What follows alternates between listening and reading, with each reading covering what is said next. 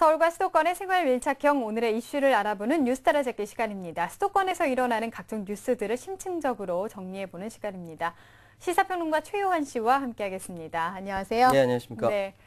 지난 2009년 5월에 제주 서귀포 앞바다에서 어민의 그물에 걸려서 포획된 뒤에 제주 퍼시픽랜드와 서울대공원에서 돌고래 공연을 해왔던 제도리가 오늘 드디어 고향에 간다고 합니다. 시작은 동물보호단체의 제도리 불법 포획 문제 제기였었는데요. 논란이 되자 박원순 서울시장이 지난해 3월에 야생 방류를 결정을 했고요. 제도리는 그동안의 방류 훈련을 받아왔습니다. 오늘 뉴스 따라잡기에서 제도리의 귀향은 물론 동물권까지 폭넓게 알아보도록 하겠습니다. 우선은 그간의 제도리 방류 훈련부터 좀 알아보죠. 네, 뭐 제가 이야기할 걸 먼저 다 하셨는데 네. 제도리가 고향에 돌아갈 수 있을런지 참 미지수였습니다. 네. 그러니까 방류 결정 497일, 포획 4년 만에 제도리는 고향인 제주도 앞바다로 오늘 2시에 방류 행사니까요. 돌아가게 됩니다. 네. 제도리가 최종 야생 적응 훈련지인 제주 김영에 오기 전에 서울대공원에서 그 산 생선 잡아먹는 사전 적응 훈련을 했거든요. 이게 산 넙치를 수족관에 이렇게 풀어주자 맞아 바로 잡아먹는 등 이 야생 적응 훈련을 굉장히 잘했다고 합니다. 네. 일부 이제 야생적이 힘들 거라는 우려를 좀 불식시켰다고 하네요. 네네. 바다에 나가 생존하기 필수적인 이런 훈련을 통해서 사실 그 제도리가 앞으로 어떻게 더 적응하려는지 모르겠지만 사실 이렇게 불법 포획된 돌고래를 정부나 지방자치단체가 먼저 스스로 이제 방류시키겠다고 결정한 거 세계적으로 유례가 없는 일입니다. 네. 돌고래 방류하는 것 자체가 아시아에서 2번째 일이고요. 특히 이 제도리가 남방 큰 돌고래거든요. 이게 이제 세계 최초로 방류하는 것이기 때문에 지금 현재 우리는 잘 모르겠지만 전 세계에서 제주도의 이 제도리 방류에 대해서 주목을 하고 있어요. 네, 그래서 더 성공적으로 잘 진행이 됐으면 좋겠는데요. 제도리 외에도 춘삼이도 같이 방류를 한다고 하네요. 방류하게 된 과정에 대해서 좀 말씀을 해주시죠. 이름 이쁘죠, 춘삼이? 정겹습니다. 제도리가 어민 그물에 걸린 게 이제 2009년 5월이고요. 제주는 제주 퍼시픽랜드 2개월 동안 돌고래 쇼에 이용당하다가 네. 7월에 제주 퍼시픽랜드가 제도리하고 서울대공원 바다사자 두 마리하고 이제 바꿉니다. 그래서 이제 서울에서 또 돌고래 쇼를 하는데 이 방류 결정 당시 서울대공원 돌고래 5마리 보유하고 있었거든요. 제도리 네. 포함해서요. 불법 포획된 돌고래가 제도리, 금동이, 대포 이 3마리였는데 제도리는 13살 방류하기 적합하다 판정받았지만 금동이와 대포는 이제 한 20살이 넘었대요. 노령이죠. 그러니까 방류하지 않기로 했고요. 네. 환경단체들이 제도리 불법 포획 사실을 폭로한 것이 바로 우리 한국 사회가 이 처음으로 전시동물의 실태가 어떤지에 대해서 관심을 갖게 되는 이제 네네. 계기가 되었죠. 여론이 이제 제도리 방류 쪽에 기울면서 박원순 시장이 용기를 내서 직권으로 방류 결정했고요. 제도리는 이제 서울에 있는 수족관, 해양관에서 2년에 걸쳐가지고 야생 적응 훈련을 합니다. 네. 그리고 서울대공원 돌고래 쇼를 현재 돌고래 생태교육으로 바꿔서 지금 현재 유지하고 있고요. 네. 제도리가 이제 야생 적응 훈련할 때 여러 가지 에피소드가 많았는데, 맨 처음 시작은 이별 연습부터 한답니다. 네. 안녕, 빠이빠이, 네. 헤어지는 연습이요. 사육사들이 맨 처음 이제 먹이를 줘도 따로 주고요. 예, 행동하는 것도 따로 하게 하니까 쟤는 맨 처음 그렇게 안 하려고 했는데, 왜냐하면 돌고래는 무리지어서 행동하고 무리지어서 함께 활동하기 때문이거든요. 네네. 그래, 굉장히 애를 먹었다고 합니다, 맨 처음에. 그런데 처음에 좀 의아했겠죠. 그렇죠. 예. 그러다가 나중에는 이제, 뭐 이해했는지 모르겠습니다만, 하여튼 잘 적응을 했고요. 네. 중간평가에 제도리 방류 적합하다 뭐 이렇게 나왔다고 합니다. 그래서 지난 5월에 제주도 성산 앞바다 가두리 양식장에 이렇게 본격적인 바다 적응 훈련에 돌입을 했고요. 먼저 제도리보다 먼저 양식장에는 춘삼이라는 친구하고 38이라는 친구도 2009년과 2010년 제주도 앞바다에서 불법 포획된 남방 큰 돌고래인데요. 먼저 이렇게 훈련을 하고 있었어요. 그러니까 38이는 10살에서 12살, 춘삼이는 13살 제도리하고 친구로 추정되고 있습니다. 네. 근데 문제는 과연 제도리가 다시 바다로 돌아가게 된다고 하더라도 네. 야생에 잘 적응하고 그래서 생존할 수 있을까 그게 좀 걱정이거든요. 영화 프리윌리 혹시 기억하세요? 어렸을 때 본 기억이 납니다. 거기 네. 주인공이 이제 고래가 케이코라는 고래입니다. 네. 예, 영화 찍고 엄청나게 유명해졌어요. 그래서 네. 사람들이 케이코 보러 케이코 사는 그 동물의 그 수족관에 많이 갔는데 실제로 보니까 너무 수족관이 형편이었거든요. 그렇게 사람들이 모금을 해서 케이코를 바다로 돌려보내주자. 뭐 운동을 했어요. 그래가지고 돈을 많이 벌어서 야생훈련까지 해서 2001년도에 방류를 했는데 2003년도에 죽었습니다. 케이코가. 적응을 잘 못했군요. 적응을 잘 못했던 것이죠. 그래서 이런 것 때문에 제대로 방류를 이제 반대하거나 우려하는 목소리가 분명히 있는데, 그래서 다행히도 제대로 좀 다른 것 같아요. 제도리와 춘삼이가 김영 가두리 양씨의 최종 훈련받는 도중에 8차례에 걸쳐서 야생 돌고래 떼가 물이 주변에 나타났고요. 그 중에 3번은 가두리 양씨 가까이 와서 이제 제돌이랑 무슨 말을 속삭였는지 하여튼 예, 교류하는 모습까지 보였다고 하고요.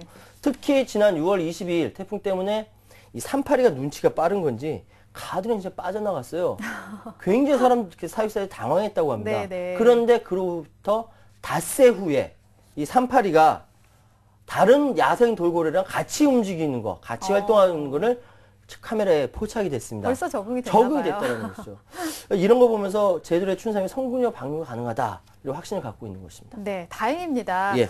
네, 이번 돌고래 방류를 통해서 우리나라의 그 동물권에 대한 인식이 국제적으로 좀 인정을 받게 되지 않을까 이런 생각을 하는데, 이번 제돌이 방류는 서울시의 결정이잖아요. 네. 아직 다른 지자체에서는 이 불법 포획된 돌고래를 쇼에 이용하는 경우가 아직도 많은 것으로 예, 알고 있는데, 예, 돌고래 불법 포획 방지나 이 제돌이 경우 같이 방류를 국회나 정부 차원에서 좀 제도화시킬 수 있는 방법이 있으면 좋을 것 같은데요. 뭐 돌고래를 이렇게 바다로 돌려보내는 게 뭐 그렇게 큰일이냐라고 말씀하실 수 있겠지만, 사실상 포획된 그 4년 만에 포획된 돌고래를 바다에 돌려보내는 것이 전 세계 차원에서 별로 없습니다. 네. 그러니까 지방자치단체가 이렇게 한다는 게 없어서 화제가 되고 있는 거거든요.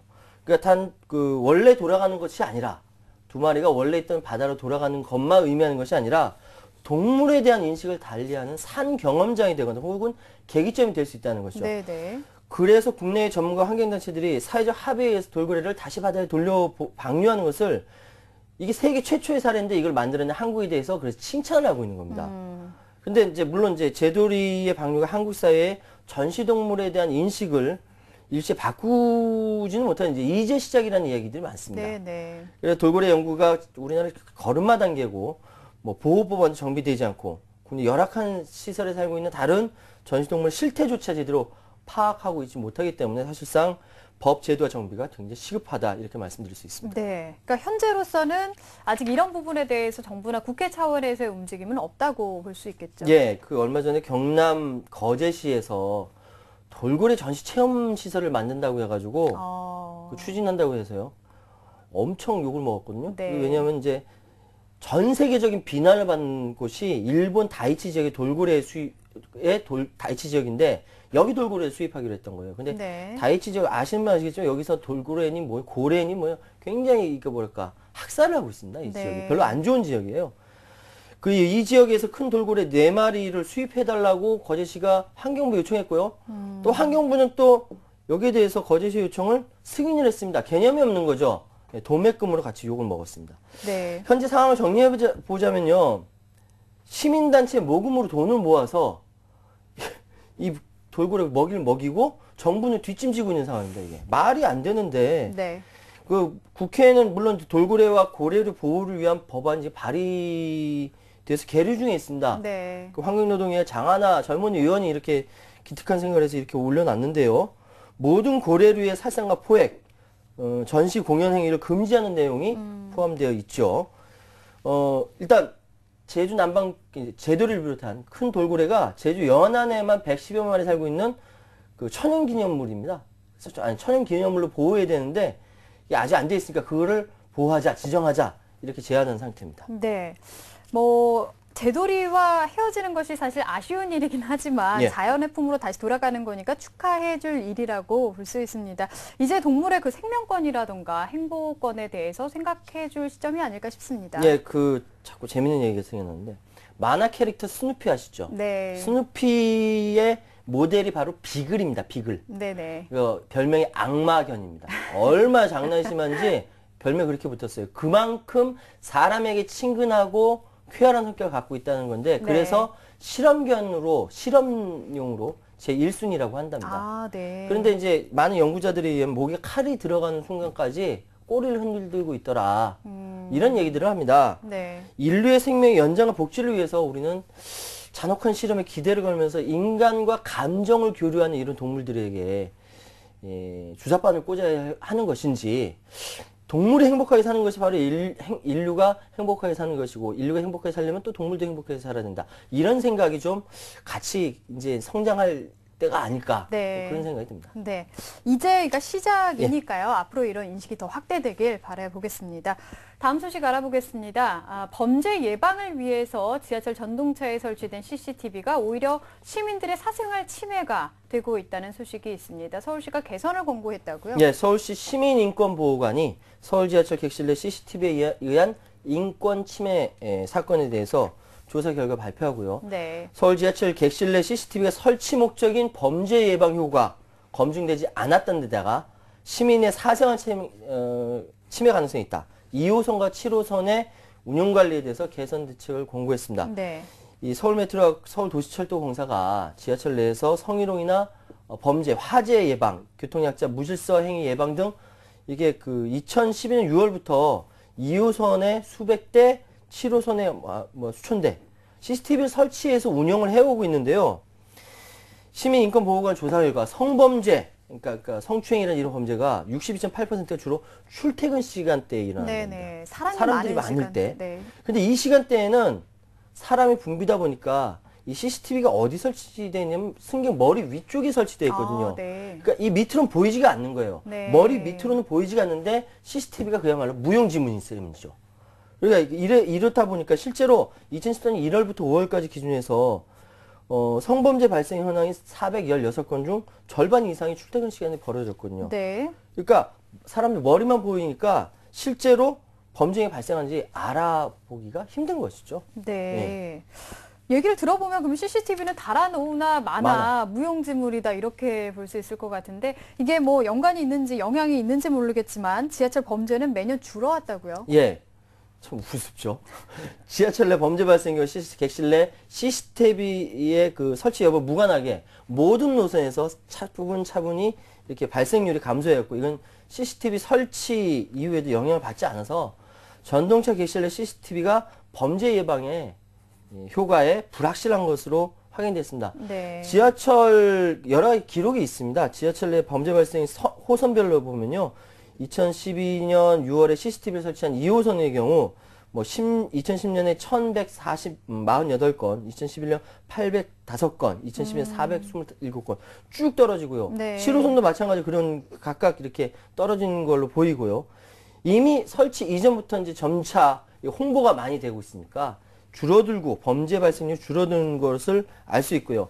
더군다나 객실에 CCTV를 설치하지 않은 1호선이나 8호선 등등도 같이 CCTV 설치와 무관하게 줄어들고 있거든요. 그러니까 CCTV가 있다고 해서 범죄가 줄어들고 CCTV가 없으면 늘어나요. 이런 것이 아니라는 것이죠. 네. 그리고 시민인권보호관이 2호선과 7호선 그 기관사 등에 대한 인권교육과 임의 조작 방지 대책, 그리고 승객들에게 CCTV가 설치되어 있다, 이런 운영되고 있다는 사실을 안내방송을 하라고 권고를 했다고 하는데 이게 뭐 잘못해서 그런 거는 아닌 거죠? 예, 뭘 잘못해서 그랬다기보다 이게 잘한 거예요. 그러니까 뭐냐면 잘못을 방지하기 위해서 미리 이제 개선하라고 한 거거든요.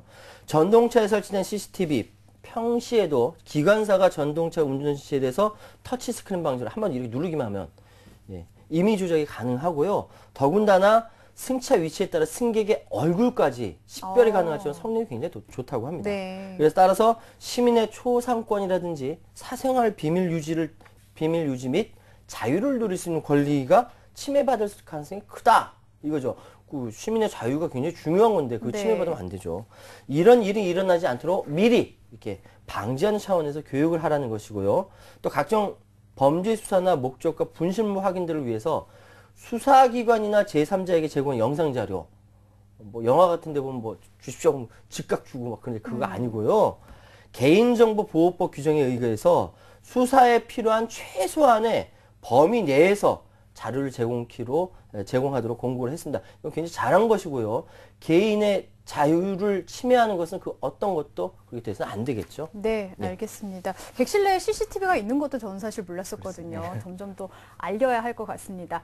네, 지금까지 뉴스 알아잡기 최요한 씨와 함께했습니다. 감사합니다. 네, 감사합니다.